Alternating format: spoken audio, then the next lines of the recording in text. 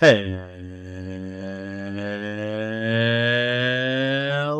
and welcome to the USA Volleyball Show, the official podcast of USA Volleyball. This is episode 71 of the show, of the podcast. How are you doing, Clarence? Doing good. My body's a little sore. Just got back into town after playing in a grass tournament in Lake Tahoe. But other than that, nice. Yeah, how'd that go? good. I didn't play my best volleyball, if I'm being honest, but Lake Tahoe is beautiful. Oh my gosh, it is such a vibe there. The vibes are right; they're just right. But if I'm saying that correctly, but it's a really great tournament. It was reverse co-ed doubles, which is pretty cool too, on the grass. So a lot of fun there. Body's hurting, but we're moving along. How you doing? How was your weekend? Doing well, yeah. Weekend was good. Kind of the final prep, final countdown for baby to arrive. How are you feeling? Yeah, I'm feeling good. I feel like we are in a good spot, ready for him to get here. We kind of finished off all the major items on our to-do list this weekend, and have a couple more just kind of smaller, more like nice to have done before than items that we're working through. But yeah, no, feeling good. I don't know. Can't believe we're here already. We'll be on standby waiting for an interview. I'm like, Stephen, how do you feel? Big moment here. Just step outside of the hospital room. Yeah. Justin's got to be on it too. I'm just kidding.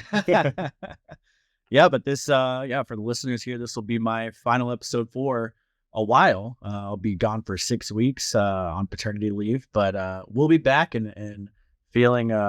I was about to say feeling refreshed. I don't know if I'll be feeling that refreshed, but I'll be eager to get back to the podcast when I return for sure. I believe that when we see it. No, that's right. Yeah. How's coaching going? You just kind of kicked off tryouts, right? Is that right? Not yet. So actually, dating everything to today, we actually have our first day of tryouts, first of 3 days actually. So this is going to be like the first tryout we're doing with the new system that we're just trying to really implement and add to the not add but create a new, let's just say, encouraging, accountable culture there over at Banning too. So yeah, I'm very excited for tryouts today. And I'm also very nervous. It's going to be a rough 3 days. Not a rough 3 days, sorry. It's going to be a very 3 days worth of processing, I'll say. And then teams will be announced on Friday for our program. So I'm excited, but I'm also nervous because I know sometimes, you got to make those hard decisions depending on numbers and, unfortunately cut people. So if that comes down to it, that'll be an unfortunate job I have to do as well. But I mean, I'm excited overall. Definitely a tough job. Yeah. But excited to hear you kind of establishing that new culture and trying to get that buy-in at the front of the season. I think that's going to be a lot of fun. Yeah. Last week we had our parents meeting and I went, for those of you who know the movie, I went full Coach Carter mode and everybody. Create contracts for everybody. I'm like, accountability is our best friend this season. Love we're that. doing it all cohesively together. That's cool. And nobody complained. No, I got no complaint from parents. They were like, he's got a point. All right. I saw those like little slight head tilts. We're like, all right, interesting. So hopefully that's good. But we're rolling into tryout. So overall, good job, parents. Yeah, on buying in there. Because I mean, parents are a big part of the team too. Very big, very big. And they're with their kids when they're not on the court too. So they got to help them buy into the system too. So great to hear. That's exciting and good luck with tryouts for sure. Thank you. I'll keep you guys updated. But yeah, big 7-1. We're almost still on it. 7-1. Yeah. crack the 30 left. Yeah. 30 left to get there. But I mean, we have what was that? 29. 29. What's better than 30? New girl. 29. 29. Like I gotta watch New Girl now. Schmidt. I think I turn 29 next year. I might have a 29 themed birthday party. We'll see. I haven't seen the Barbie movie yet, but I did see, and I really want to. I did see a meme of I think Ken was wearing a like kind of a Western attire Okay, type I thing. heard about this. I don't And know. Yeah. they looked back at a New Girl episode where And Schmidt was Schmidt wearing wore it the first. exact same Western shirt. And yeah, it said like Schmidt wore it first, or Yeah. that I thought that was funny. I'm not on that TikTok, but I heard it was going crazy in the community where it's like Schmidt wore it first, blah, blah, blah, blah. So yeah, that'll be. I haven't watched it either, but I definitely have to watch that. Somehow the New Girl wardrobe ended up on the set of Barbie, it seems. No, that's funny. Yeah, I still need to see New Girl. I really want to see, or not New Girl. I still really want to see Barbie. Not sure if it's going to happen before Baby gets here, but maybe we'll have a little movie night when he gets here. Oh, perfect. There you go. It's all planned out. There we go. Yeah. Mm-hmm. Well, let's get into this week's episode. We have an awesome episode. Great conversation with one of our region leaders. But before we get to that, if you haven't listened to our previous episode, we were another live-ish episode from the U.S. Olympic and Paralympic Training Center in Colorado Springs, Colorado, sitting down with members of the boys and girls U19 national teams. We chatted with girls U19 national team head coach Jamie Morrison and girls U19 national team athlete Abby Vanderwall, boys U19 national team head coach Charlie Sullivan, and boys U19 national team athlete Sean Kelly while they were here in town training for the 2023 FIVB U19 World Championship. Which are going on right now. That competition is going on right now. So tune in to that episode and you can learn a little bit more about those individuals as well, the team, how they prepared for the upcoming competition or the competition that's going on right now. Listen now on all podcast platforms or watch this episode and others on USA Volleyball YouTube channel. And now let's get right into it with news with Hughes. That was a lot to cover. Good job. Great job. That was a jam-packed episode. A lot of guests on there, but we got it done and I thought it turned out really well too. I'm gonna already say good luck toward the end of the show today. With those names, but my pronunciations, yes, exactly. We'll get there. We'll get there eventually. With that being said, congratulations to the U.S. Beach National Team pairs of Betsy Flint and Julia Scholes for winning silver, as well as Andy Benish and Miles Partain for winning silver at the 2023 FIVB Beach Pro Tour Montreal Elite 16. Also, congratulations to U.S. Beach National Team pairs Taryn Cloth and Kristen Nuss and Annie Benish and Miles Partain for winning the AVP Atlanta Open over the weekend. Congrats to Beach U19 National Team pairs for bringing home some hardware from the Caribbean Beach Championship. Kai Rodriguez and Jackson Herbert won gold, and Kennedy Coakley and Mariah Massey won silver. Congratulations to you both. A lot of great beach news. Now, on to the indoor side of things. The boys and girls U19 national teams are currently competing in the 2023 FIVB U19 World Championship. The girls are currently 6-0 and play Brazil in the quarterfinals Wednesday. And the boys are currently 3-1 and are starting the round 16 today, Tuesday, the time of our recording. Good luck to both of those squads. And the U.S. women's national team is currently 2-0 in the NORCECA Pan American Cup at the time of this recording as well. Get your chance to see the U.S. men's national team compete on home soil one more time. The U.S. men's national team will be competing in NORCECA from September 5th through the 10th at the Charleston Coliseum and Convention Center in Charleston, West Virginia. Get your tickets right now. For more information on all the latest news, visit usavolleyball.org. Great job. A lot of news. A lot of news. A lot of news. The volleyball just keeps coming. I love it. Volleypalooza. Now, for today's show, I teased it at the beginning. We're chatting with Florida Region Executive Director and President Steve Bishop. Let's jump right into it. Here's Steve. Thank you for giving some time to the All-Star Championships. On behalf of our longtime attendees, we certainly appreciate that. There are quite a few of us. Members of the planning team are Kurt Chow from Iowa, Ron Pelham from Arizona, me Philip Bryan from Gulf Coast, and then Brian Sharkey from Badger region make up the event planning team. And those regions have participated in this event for a long time. Of course, yeah, we're excited to have you on and learn more about the event, and of course, also learn more about you too when I hear about your background as well. But yeah, thank you for taking the time, Steve. Feel like it's been a Absolutely. while. It's been a while since I've seen you in person, let alone a virtual call. So this is exciting. I think I know it wasn't the last time, but my memory of you that sticks in my head, that's burned in my head, is unfortunately a bad situation where you tore your Achilles during a sitting volleyball tournament at Opens, and you're on the knee scooter. Yep. Columbus 2019. I was playing in the 50 and over men's division and had a real nice that's right. run at that one. That's right. It wasn't sitting. Which prevented me from playing sitting. That's right. Which makes for an interesting story because all of the guys over on the sitting court were saying, "Oh, we feel so bad for you. You tore your Achilles. I don't have an arm." They're like, "Why can't you still play? Come on." I love that. That's awesome. Once you get to know those guys, pretty rough on you. So, yep. And I think the summer after that, I actually was on a knee scooter as well because I broke my ankle. So there we go. So I suspect your feel back a whole lot better than mine because I have semi-retired at this point. So yeah, it's no if you're still playing. Yeah, I play a little beach when we host the pair volley camps here in Central Florida. That's my level. I can hang with them. So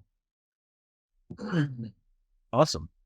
Well, like to kind of kick things off and just kind of learn a little bit more about you. Just talk to us a little bit about your background and how you were introduced to the game of volleyball.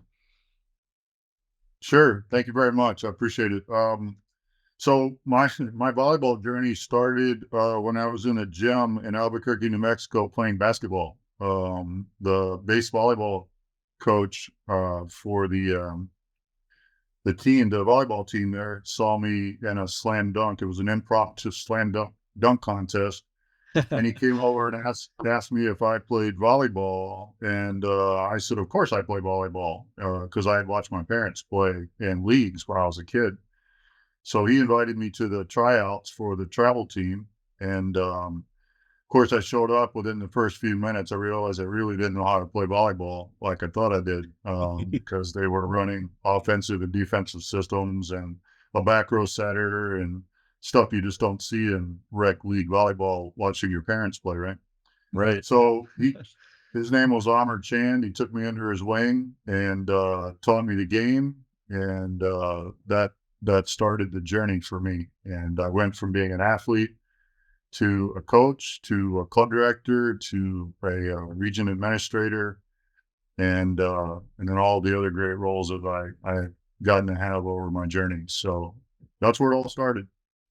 Can you talk about a little bit when you got that kind of first step or introduction or that, beginning journey into being, a region commissioner? Well, in Florida here, just to make sure our actual commissioner doesn't get her feelings hurt, we have two distinct roles. We have a governance role, which includes leadership of our board chair / commissioner, and then we have an operations role, and that's the role I hold as executive director and president. I do serve as the principal rep to the RVAA on behalf of our region due to the fact that I'm, I oversee the operational side of our region. Our region is a little different than some others in that sense. A couple others have kind of followed suit, after exploring the pros and cons. But for a person who's been in various nonprofits over the years, it's really important that you have a governance lane and you have an operational lane, and those two lanes go in the same direction, but they stay where they belong, and that creates the most successful. So for me, that started another funny story. That started in 2002. I was on the board of directors here for the Florida region as the assistant commissioner and treasurer, my role I served in for a couple of years. And then I got a job offer, went back to the private sector as a controller and chief financial officer. And I had proposed around 2002 that the Florida region switch from being a board run volunteer organization to a staff run model. And we had 23 board members at the time. And you can imagine how challenging that can get. Mhm. Some of them were not in favor of making the transition because that meant they were going to, kind of cut themselves out of a role. So I went back to the private sector, and then in 2005, the company I was working for, we sold it to a large company, which I won't name, and the region reached out to me and said, "Hey, we'd like for you to reconsider this position." And I said, "Well, send me the job description, and I'll take a look at it." So they sent me the same job description I had created back in 2002. And asked me if I was interested in applying for a job that I had suggested that they create 3 years earlier. So I did, and I was offered the position. And I said to them at the time, I said, "Look, I'm kind of busy in some private sector. I just bought a company, and I was doing some other stuff." And I said, "Look, I'll come on board. I'll help you guys for a year. We'll get this thing put together, get your mission statement, your budget, your structure, and everything put together. And so I'll commit for a year, and then you guys can take it from there." Well, that was 20 something years ago. So I'm in my 20th 1 year renewal, I guess you would call it. And it's been an interesting journey. And that all happened. I came on board back in the fall of 2005 in this particular role. So it's been a lot of fun. Certainly one of the most enjoyable positions that I've held over all these years in my career. When you get to combine your business skills and your love for the sport of volleyball into the same kind of position, it makes it enjoyable pretty much every day. Before we get to, thank you for sharing that story. That was awesome. I didn't know that about you either. So thank you for sharing that. Before we get too far into the kind of the weeds of regions, but I want to start up high for everyone listening who might not be familiar with what the regions represent, what they do, on the day to day. Could you give us some of the basics of the Florida region, maybe in particular? Just how many clubs, how many members you have, events that you host year round. Sure. So Florida region, we serve about 19,000-ish members these days. I think that bumped us up into the number 7 spot overall, which is a great place to be. That means that the programs and the events and services that we provide here are having a positive impact, and we're seeing continued growth. When I first came on in '05, we had a little over 4,200 members. So we've gone from that 4,200 to over 19,000 in that particular time span. And I attribute that to a lot of things. One is the interest in the sport, no doubt. I think the region's mindset and ability to create good programming and good support so that the clubs can continue to grow. They're doing all the work out in the local communities. We're just trying to piece it all together and make sure everybody's playing off the same set of rules. We have about 154 clubs here in Florida, and I think it's somewhere around 1,350 teams between the ages of 10U to 18U. Our adult population is focused mostly on beach volleyball and coaching juniors. We have one annual adult regional championships each year, but it's relatively small compared to how it used to be when I played in it back in the day. And then, we've got about 250 officials across the region that officiate with USA Volleyball. So that's kind of a snapshot of who we are in the sense of numbers and stats. Awesome. Thank you for that. Mhm. What's one of the bigger events that your region hosts specifically that's more notable across the country? Well, I'm going to say it this way because it's actually in the name of it, but it's the ASIC Sport Volleyball Challenge. That's fine. Each year. That happens in April of each year. That's a combination of our regional bid event and our regional championships for the non-bid seeking teams. We were a little over 700 teams this year in 2023 on 102 courts at the Orange County Convention Center. And so that is by far our largest event on the indoor side. On the outdoor side, our largest event is in partnership with the AVCA. We host the AVCA Small College Beach Championships. And this year, it was once again the largest in the country with 32 colleges participating. Oh, cool.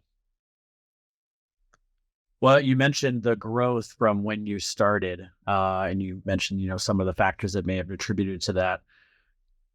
What have, maybe in your last few years, keep it more recent, what are some of the successes that you've seen within your region? I think several things. One is we have a board, as I mentioned earlier, that really understands the difference between governance and operations, and they allow us, um, they chart the course, we steer the ship kind of thing. And that allows us to kind of maneuver as we need to throughout the year. And so the camaraderie of the staff here in the region office and the I won't say liberties, but the respect and support that we get from the board has allowed us to be very flexible, and I'm proud of that. Secondly, I would say our scholarship program. We have a high school scholarship program in partnership with one of our great partners here in the Florida region. You may have heard of them, the Norelli Family Foundation.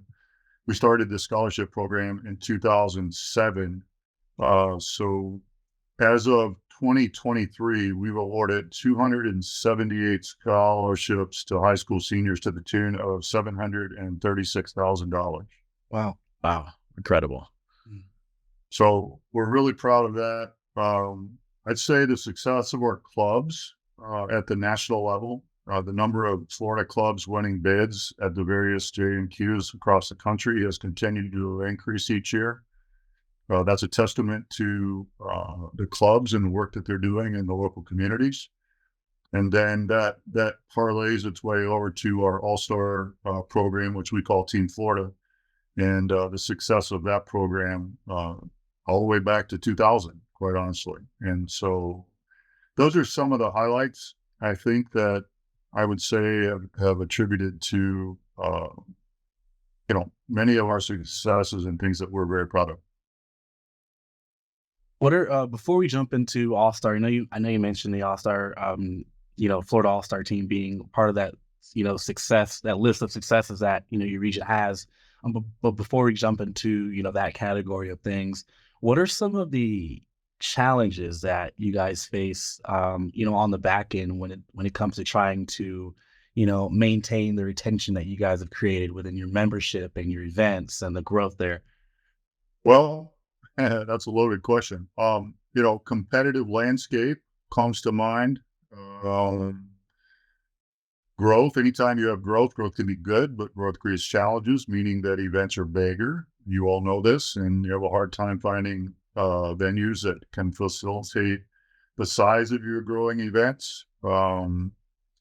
Growth out in the local communities, same issue, just a different scale, meaning clubs want to grow, but they only have 3 courts in their gym, and you can only get so many teams into practice 4 nights a week. So those are some challenges. Obviously, the continued challenges with managing, we call it case management here. It's probably referred to more commonly as safe sport or incidents, that are reported and take place. Those are constant challenges.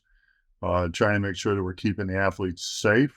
We're holding the coaches and the officials accountable, and the standards are the same for everyone. Meaning, if Coach A breaks this rule and Coach B breaks this rule, they both are held to the same standard, and the penalty or the consequence is the same, and it's never altered based on relationships or size of club or all of those types of things that people whisper on the outside.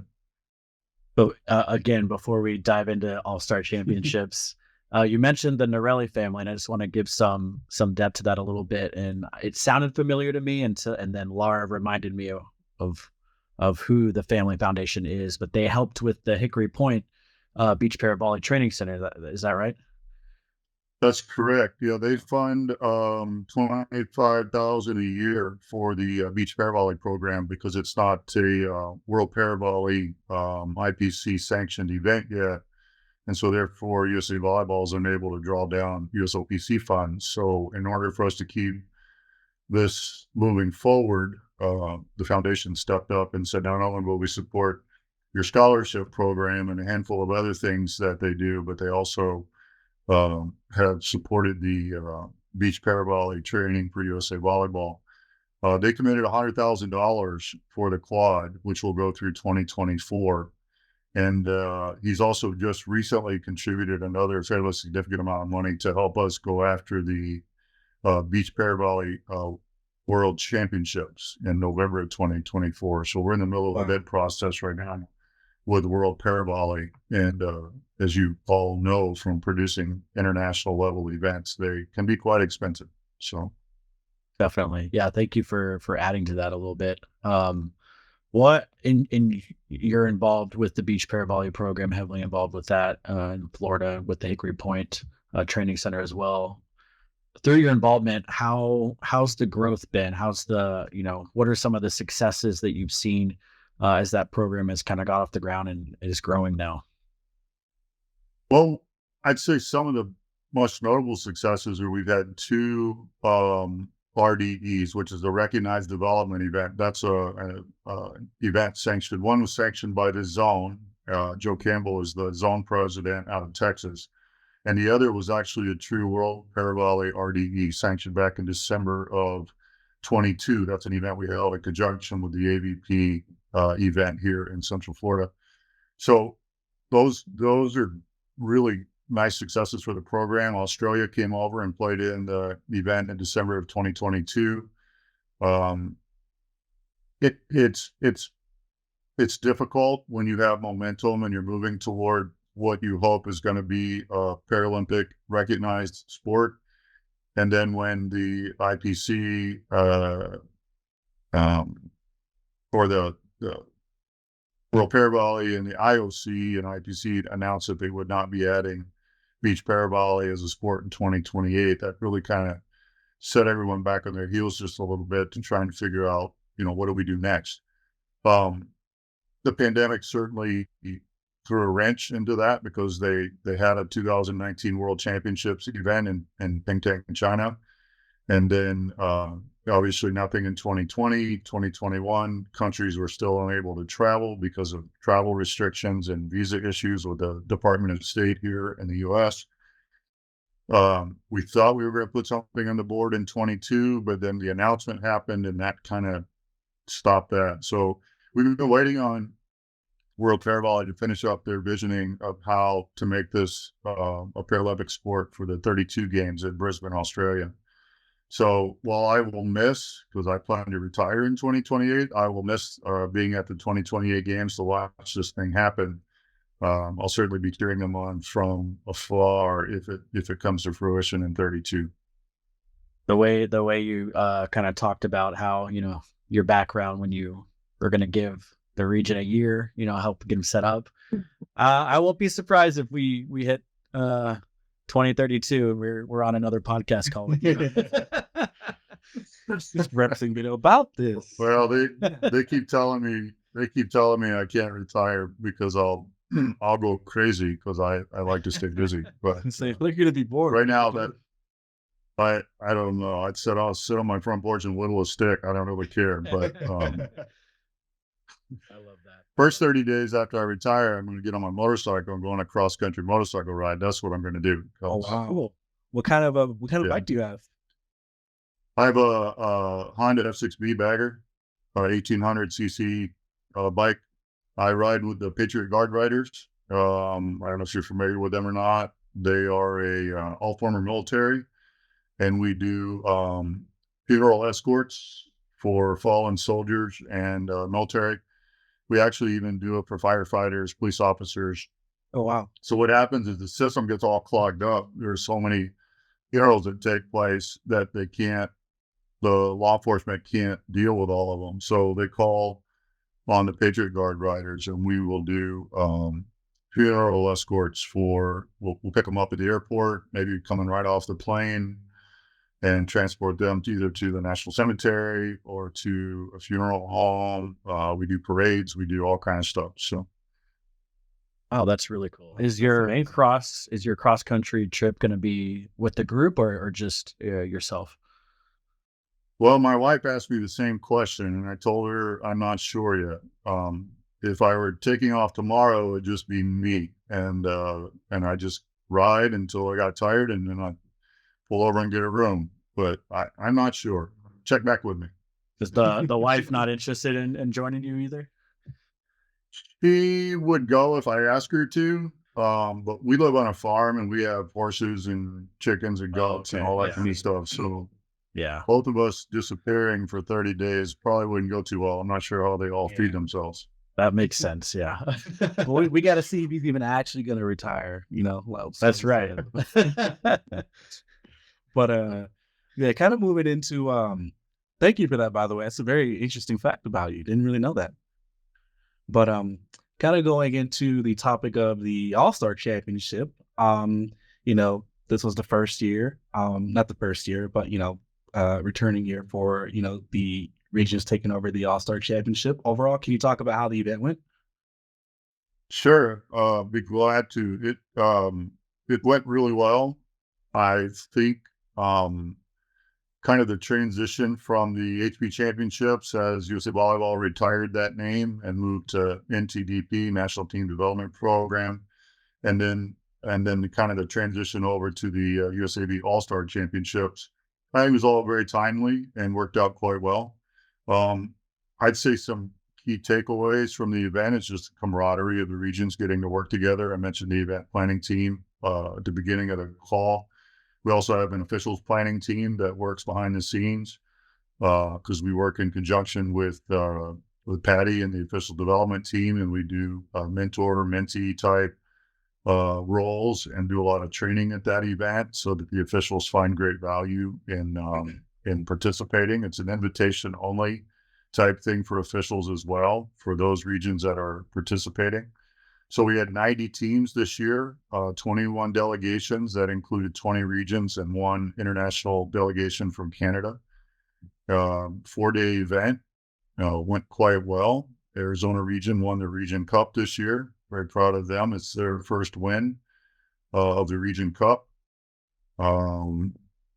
It's a lot of fun for these kids. We are going to work diligently on increasing the international participation and getting that back up. I know a lot of countries had, prolonged timeouts after the pandemic where they weren't allowed to travel unless it was for, FIVB or some type of international competition. So the feedback from the event was good. It's really great. It's more like a reunion. I know you guys have been to the U.S. Open many times in your tenure here, and it's a lot of fun to see the same people over and over again at an annual event. And the All-Star Championships, formerly HP Championships, is certainly a continuation of that concept. Mm-hmm. I think that's something pretty noteworthy. I mean, kind of seeing and, for myself, meeting a lot of the, region heads and delegates in our, annual May meetings and our October meetings, it's very formal setting. But then I remember last year in Tulsa, getting a chance to really see you guys in your element and, really see the work you all put into putting those teams together, staffing everything is really, building everything from, start to finish and seeing it all the way through, those teams that, go to the championships and, win the division or just the team that are there for the first time and, getting that experience there too. But it's a lot that goes into it too. So it's a really, really, really, really great tournament to just see and witness, like you kind of mentioned there. Yeah, the format of the tournament is great. Playing all best 3 out of 5s, no officiating for the teams. All the officials, all 6 positions are provided. Mm-hmm. They play a max of 2 matches a day, which is certainly more of an international or collegiate type model. And the kids, it's an interesting dynamic in the sense that you get one practice day and then you go to battle. And but it's the same for all the teams. And you really get to see how these regions develop the cultures of their program. And, the kids are just having a blast. They just love the fact, first of all, they don't have to officiate. That's probably the highlight of the trip for them. But then they get a chance to play with the best and against the best from other regions. And that's really a lot of fun for them. You mentioned, hoping to grow, the international side of that event. I know pre-COVID, that was one of my favorite parts of the event, just feeling that international spirit. And, New Zealand would come in and do the haka, before their matches, which was always really cool. I wish I could And, see that. and just for, the American kids to be able to experience that international side of the game, which we don't really get to have here, really until the collegiate level when you're playing 3 out of 5. But yeah, could you Yep. speak to, maybe that, and then maybe a little bit more of what makes the event special? Well, there's some traditions in that, in the sense that there's still pre-match gift exchange at the All-Star Championships, and that certainly has an international flavor to it, where the athletes and coaches exchange just a small trinket or a token of something from their home region or home country. That's an important one. The attire guidelines or expectations are elevated, in the sense that all coaches have to be in matching attire. We don't allow flip flops or shorts or ball caps or things of that nature. So we're trying to continue that look and feel of it having an international presence or flavor. I would say some of the history about it that's, I think, is important, guys, is we've been working on a history project here, going back and trying to figure out all the facts about it, because when it was the HP Championships from 2000 to 2009, this tournament lived on paper, and because there weren't a lot of event management systems that were up and running. So we got all kind of people looking for results from the archive. Michelle Goodall's looking. We reached out to AJ Joseph, who ran the event for years for USA Volleyball. I even hit up Tom Pingle. He was coaching an RMR team, to see if he had any recollection. So we're jotting down notes and trying to capture as much information as we can. What we do know is, between the years of 2000 and 2023, it's been held in 10 cities. That's 23 competitions there. Fort Lauderdale is leading with 8. And then I guess the next closest one behind that will be Tulsa, Oklahoma, with 3. And next year we return to Des Moines, Iowa. That'll put Des Moines, Iowa at 3 as well. Yeah, Des Moines was actually my first one that I went to, so that's really cool. I actually really enjoyed that city. So Yeah, Des Moines rolls out the red carpet. yeah, They really enjoy hosting that event, and we'll be one back there next year in July. And then in October of this year, we'll vote on our 2025 destination city for that event. got it. What was the kind of inspiration of, kind of going back and looking at the history of the event, making those contacts like you mentioned? What was the kind of the inspiration, motivation to finding all that information out?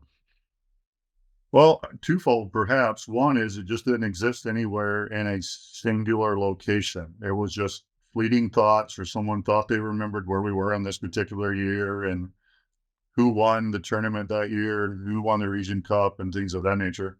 And then secondly, to kind of have a portfolio to hand off to the cities and to that are bidding, and then to the host that are hosting the event, so that we have a better ranking system overall. We have good results. We know right now that 32 of the 40 regions have participated between the years of 2010 and 2023. We're hoping that we'll uncover a few more in that list of the remaining 8 that may have participated 2009 and before. You kind of get a sense for, which regions are participated the longest. Right now, I think that comes down to Florida and Iowa from the early days, all the way back to 2000, 2001. This was started by the Intermountain region, interestingly enough, back in Oh, those okay. days. And it started off in Colorado Springs, and it was called the Colorado Cup. That was the original name for this event. And then we haven't yet exactly figured out what year it switched from the Colorado Cup to the HB Championships, but Bingo's trying to jingle his brain a little bit, see if he can remember that as well. But it's just interesting. And, you know, on a side note here, I think we need to do a better job of telling the history of our game. And, you know, my affiliation with the International Volleyball Hall of Fame, Yep. I have the same expectations there. And you probably have noticed that the Hall of Fame is trying to do a much better job of promoting its history and its position in the world with respect to being the birthplace of volleyball. And something as simple as just this event, I think, is the same way. We just need to do a better job. Like if parents show up at the All-Star Championships for the first time, they generally have no idea what's going on. They don't know who won last year. They don't know how many times. They don't know what cities it's been in. They don't know who the leading challenge, you know, the leading regions are, or the regions with the biggest rivalries. They don't know any of that stuff. And so we want to do a better job of packaging that up, making it available. Could be in the manual for the event, could be in a bulletin. We started a new thing this year where we did an event bulletin heading up to the event, and then we did one a couple times during the event, just to kind of the one pager, just some things to keep in mind, top of mind, you know, discussion items or things that we needed people to focus on. But it's just important that we do a better job of telling our story. You know, I ask trivia when I do our All-Star Championships or camps here in Florida for Team Florida. I'll ask these kids things like, name one person that was on the '84 men's gold medal team. Just complete crickets, nothing. Yeah. I ask them, what's the oldest age division that an adult can play volleyball with USA Volleyball? They're guessing 55, and I'm thinking, I'm over 55. That's insulting. So I do these things because I think we just need to do a better job of dialing people in. I ask them where the birthplace of the sport is. Hardly a single person knows the answer to that question. And that's just troubling if it's a sport that you really love to be a part of. Yeah, I think that's very important. And not only just to pass down that information, the history of the game, but I think it'll help grow the game too, as well. Especially, you know, as kids watch the Olympics, they'll know who that player is. It's on the court, and they'll remember that and pass that on. So, yeah, that's very important, and I think we can all do a better job of trying to pass down that history. Yep, Yeah. I agree. I think We're trying to do a little bit of it here, so hopefully it'll catch on.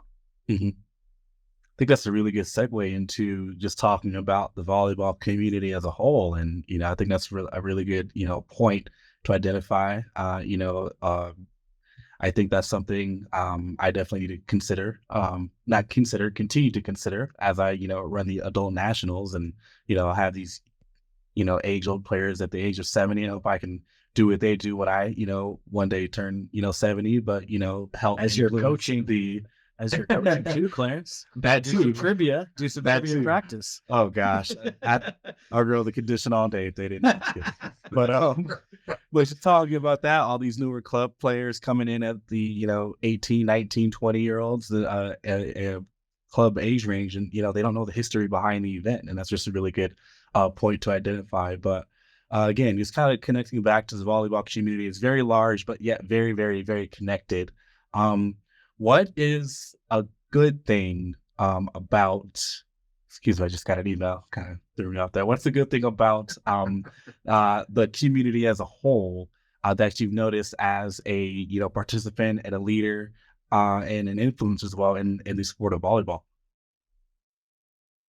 Well, I have been a member of USA Volleyball now for 36 years, and I would say the thing that I've enjoyed the most is the relationships and friendships that have developed over that 36 years.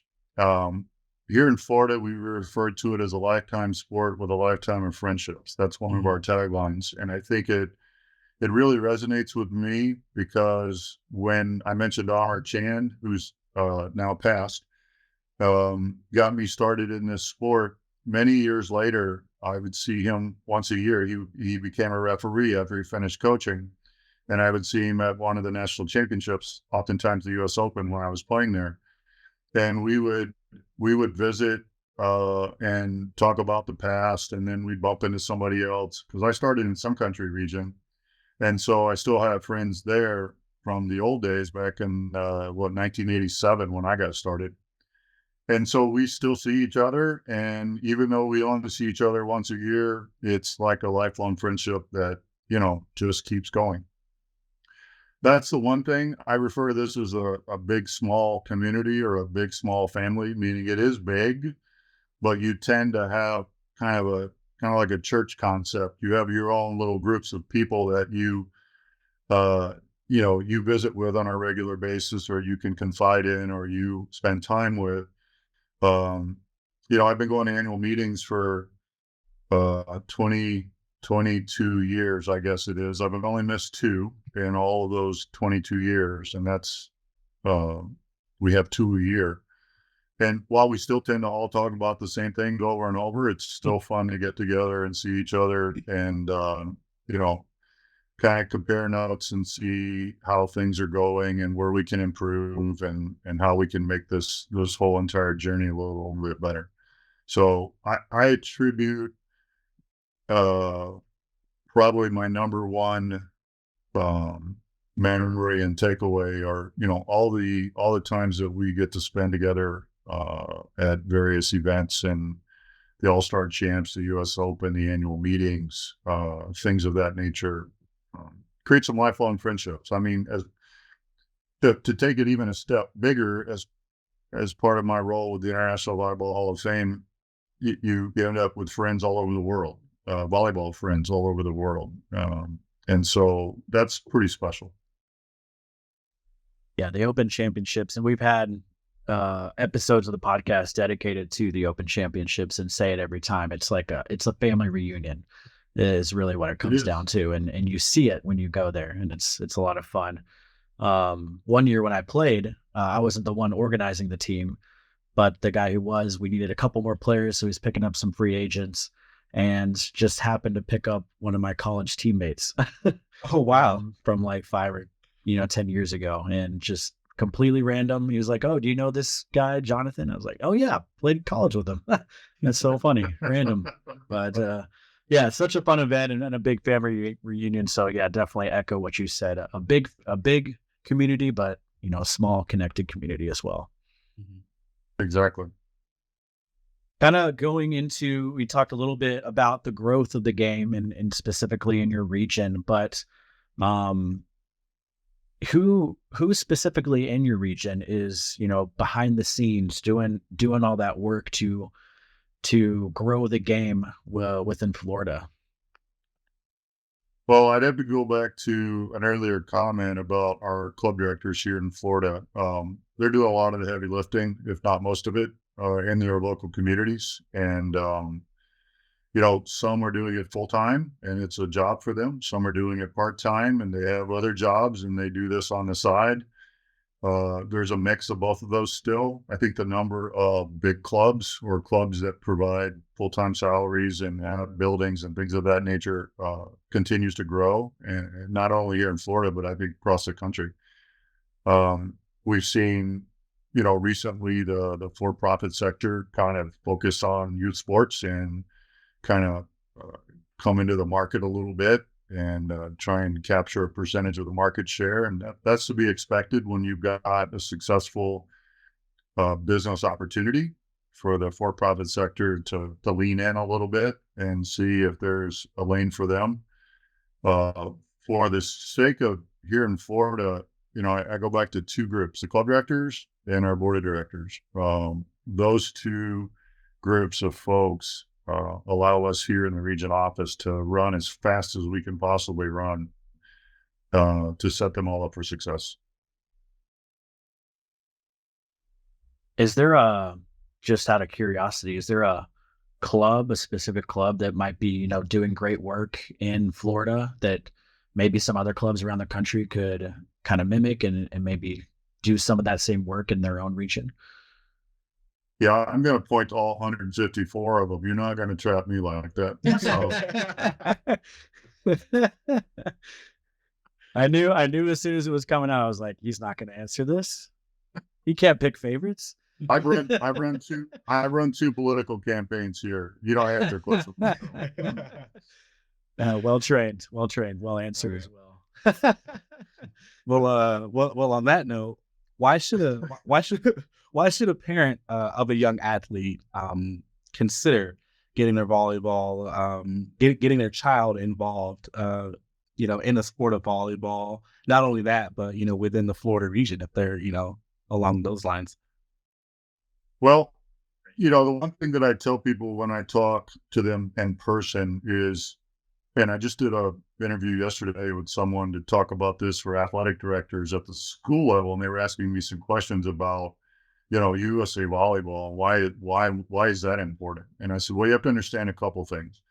One is the premier athlete safeguards in the youth sports space, and I've been here since we started all of this stuff, such as we had implemented background screens and on ourselves before the USOPC ever asked for them and before the U.S. Center for Safe Sport was ever born. We were one of the first organizations to mandate that officials have background screens because they had command and control over youth teams, and could give direction to them, and kids would be afraid not to follow those directions. So athlete safeguards is number one to me. Understanding the, how would I say this, kind of the overall picture, meaning NGB sports, national governing body sports, are mandated, are governed by the USOPC. There's an oversight function and component. There are audits on a regular basis. Um, they have specific expectations and requirements for background screens nationwide. And while all of that sounds very boring and business-like, it's very true when it comes down to the rubber hitting the road and there being a risk management related issue or an allegation of any abuse, physical, emotional, or sexual, and how the organization is going to deal with that. USA Volleyball and the NGBs are going to step up and deal with it. Perhaps some of our competitors may not because they don't have the infrastructure and they don't have the oversight components in place to make sure that people are being held accountable when necessary. So that's probably my best answer on that particular topic. And like I said, a boring answer, no doubt. And some people have a hard time wrapping their mind around it. But when it really will matter when a situation arises, and how that situation is handled can be quite different. Staying on topic of growing the game, from the official side, through, in your opinion, through your experience at all levels of the game of volleyball, why should, a former player or even a parent of a player want to be involved as an official or become an official? Well, that's an interesting question, and I'll answer it this way first, and then I'll get back to the real answer. I had a region tell me recently that they have little cards, business cards, that they carry in their pockets at their events. So when a parent decides they want to start berating the official, the first thing they do is hand them a business card, and that business card is challenging them to become an official since they seem to know so much. So That's great. that's the funny answer, but Right. you're going to be in the gym anyway, and some parents make that transition or make that move because it helps subsidize their trip to the tournament. And they can ask, I'd like to be off on the AM wave so I can watch my son or daughter play, and then I could be available in the afternoon wave, things of that nature. So it helps them because then they know the rules, and when you know the rules, you can be a better spectator, you can be a better coach, you can just enjoy the game more. We jokingly, a couple times had parents sitting in the stand yelling at officials, and I'll stand behind them, and then they realize that I'm there, and then they'll turn around and they'll say, "Oh, sorry." And I'm like, "Okay, so you're not supposed to be doing that, first of all." Right. Yeah. They're like, yeah, but it's okay. They're like, it's okay to razz the official. I said, no, it's really not. I said, they're working right now. I said, but let's put it this way. Let's assume it's Monday morning, 9 o'clock. You're sitting at your desk and you take a phone call and you've got one of these officials standing over your left shoulder, screaming in your ear about how horribly you answer the phone or that you don't know your subject matter. I said, how would that go with you? They're like, yeah, okay, I get it now. You just gave me a great So- idea for a volleyball promo. Respect our officials. It'd be a good Yep. Saturday Night Live skit. That's Exactly. that's hilarious. That's awesome. That was But, you know, awesome, yeah. I think parents getting involved in their kids' game. I know in some little leagues they require parents. You have to officiate in one of the roles on the field if your kid's going to play at some point, and they probably do that to save money more than anything else. But I think it helps the parents understand the rules a little bit better because we live in a busy society, and expecting parents just to review the rules for fun is certainly not going to happen. And so then you've got we refer to them as the power parent, who's on the bench telling the rest of them what they think the rule is, when in fact that's probably really not that close to being the rule at all. Right. Yeah. Yeah. I think, like you said, kind of making your own schedule is a benefit of becoming an official, and helping pay for your, your son or daughter's club, team and dues and all that. I think those Well, are great. You get a free hotel room. Yeah. You get a free, or at least a free bed while your kid's playing, and you're making a few bucks. You may have paid for your trip and Yeah. your food, and you break even, and you got to see your kid play ball, and it's all good. Yeah. Get to travel some cool places too. So yeah. And it's good for college kids. We encourage college kids to get certified and officiate club tournaments in their areas on the weekends. I tell them it's a great alternative to working at a fast food restaurant, 5 nights a week or something.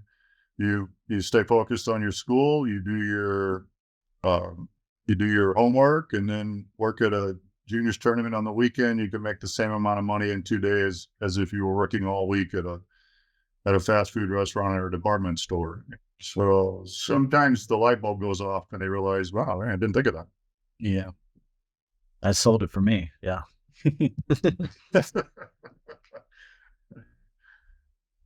Steve, this has been such a great conversation. Thank you so much for spending the time with us. Is there anything else that we kind of left on the table that you'd like to share or talk about before we let you go here? Not that I could think of. I'd just probably wrap by saying it's just been a very interesting journey for me, and I could not be more proud of my staff here and the work that they do every day.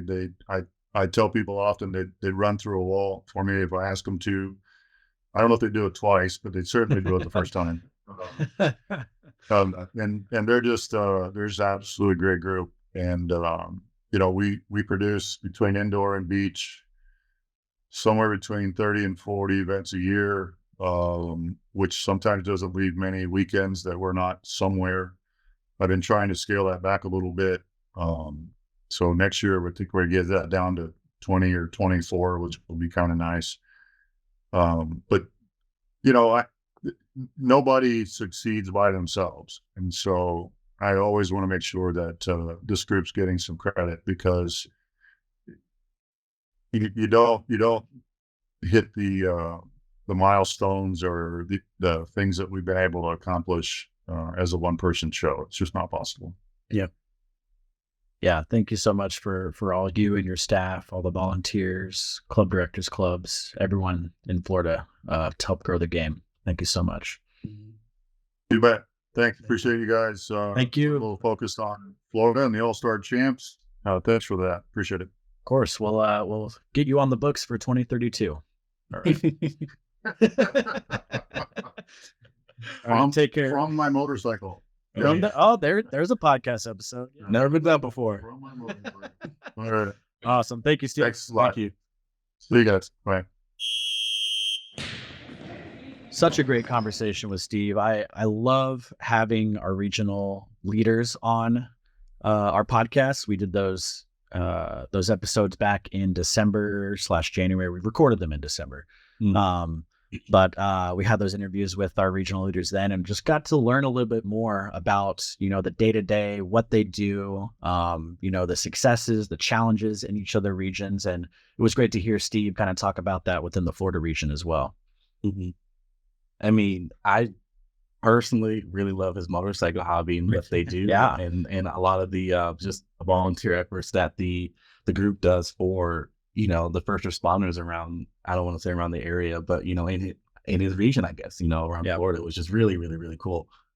Yeah, learning a little bit more about them as well as, people, what they do, their interests, their hobbies.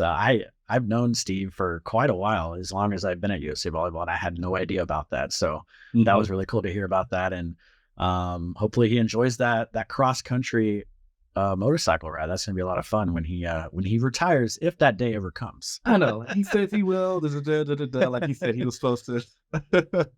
Excuse me. Like he said he was supposed to do his current role temporarily for a little bit of time. And now look at him, like over what he say, 20 years later? Yeah, something like that. Yeah, he's can't get away. They keep getting him back in there. Like that's how he's doing what he loves. That's right. Yeah, and I think that's just a testament to he's just got a passion for it, passion for volleyball, passion for serving the region and all those clubs and everything, and just growing the game like we talked about with him within the Florida region, and just hearing about his involvement with the para side of things too. Yeah, beach para volley.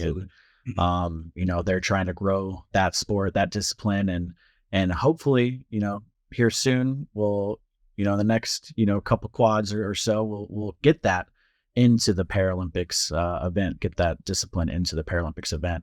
Yeah. That's, this go around wasn't successful, but even from that moment, hearing that news, the sport has grown and the program has grown itself.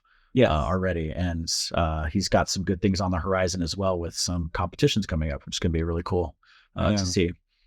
I know. Our indoor event season may be done and, beach championships are also wrapped up on the junior side of things, but we are still on our busy season. So, I mean, once again, Steve, thank you so much for coming on our show. As we know, membership season is also approaching, and that is a tornado of a season as well in the best way possible. But we appreciate you taking the time just to chat with us out of your busy schedule. You guys can reach out to Steve or visit floridavolleyball.org to become a member of the Florida region and also find a club near you. You can also visit usavolleyball.org/membership if you're looking to become a member and get started competing. There you'll find what region you belong to and what clubs are within your areas. Now, on to upcoming events. I love that. Dramatic pause. Get ready because you're going to need it. I think I was, take a sip of water, taking a little deep breath. My mic was muted too, so I had to unmute my mic. Here we go. Now, on to upcoming events. We have the FIVB U19 Girls World Championship in Croatia and Hungary, August 1st through the 11th. The FIVB U19 Boys World Championship in Argentina, August 2nd through the 11th. The Norseca Women's Pan American Cup in Puerto Rico, August 6th through the 13th. The Norseca Men's Pan American Cup in Guadalajara and Jalisco, Mexico. The FIVB U21 Women's World Championship, August 17th through the 26th in León in Aguascalientes, Mexico. The Norseca Women's Pan American Cup Final 6, August 19th through the 27th in the Dominican Republic. How am I doing so far? Minus thumbs, you could be better. Doing good. I would have. Here we go. 8 takes. Here we go on to the beach tour events. We have the National Beach Referee Course in Manhattan Beach, August 17th, one day in Manhattan Beach, California. The USA Volleyball Beach Tour SSOVA August St. Pete Beach Regional Qualifier, August 20th in St. Pete Beach, Florida. The USA Volleyball Beach Tour North Texas Region Mad Sand Regional Qualifier, August 20th in Plano, Texas. Good luck to everyone competing in those events. Shout out to all the USAB regions for setting up and hosting those events. Also, continued good luck to our U19 boys and girls national teams who are currently competing in the 2023 F5EB World Championship. More details on all upcoming events can be found at usavolleyball.org. Oh, he's Now- not done yet. It's not over yet. On to the pro side of things, we have the Beach Pro Tour Elite 16 in Hamburg, August 16th through the 20th in Hamburg, Germany. We have the Beach Pro Tour Futures, August 17th through the 20th in Bujumbura, Burundi. I apologize if I mispronounced that. You can email us at the USAB show at usab.org and leave us feedback on that. And finally, the Beach Pro Tours Futures, August 17th through the 20th in Haidan, China. There we go. That's the end of our events. I just love how you just like paused and you just thought about it. You're like, let's clarify. All right. Mispronounce any of those countries, those cities, please email us at the USAB show at usab.org. You can also leave us a 5-star review and just let us know, give us the phonetic pronunciation of those. You can also email Stephen personally at stephen.munson@usab.org. Let him know. There we go. Yeah. But just a reminder, listeners, you can always rate, review, leave us feedback on how we're pronouncing or mispronouncing important names here. You can share this podcast with your friends, families, teammates, et cetera, et cetera, et cetera. Shout out to the movie Split. Love that movie there. But it really helps this podcast grow and reach new listeners. And check out our video episodes on our website in YouTube. We thank you all for your continued support. If you know a club that should be featured or a story you'd like to hear us talk about or share on the podcast, you can email us at usabshow@usav.org. Again, leave us feedback on pronunciations, feedback about the show, feedback about everything. Just let us know how we're doing about any future topics and any of those that you would like to hear about. Remember, new episodes drop every other week. And I'm just going to drop this in before you kind of go on your hiatus. But I think we're overdue for a new promo. Oh, yes. I think we're overdue for a new promo. We got to start getting some Get some ideas out there. Get the ideas flowing, start brainstorming. I still got the plan. Overdue. I still got the plan from good old Denver tatted cover on my whiteboard here. You might have to actually execute it this time and see where that goes from there. We are overdue for a promo. Yeah, I like that. All right, put that on the to-do list. All right. For sure. Bam. I'm not going to forget it. But until next time, thank you all for listening to episode number 71 of the USA Volleyball Show. We're the official podcast of USA Volleyball. This has been the USA Volleyball Show with Clarence Hughes and Stephen Munson. Produced by Curtis Ward. Our content producer is Laura Fawcett. Our marketing lead is Bree Jaycox. If you enjoyed this podcast, be sure to rate and review. And if you haven't already, please subscribe to the USA Volleyball Show on Apple Podcasts, Spotify, or wherever you listen to your podcasts.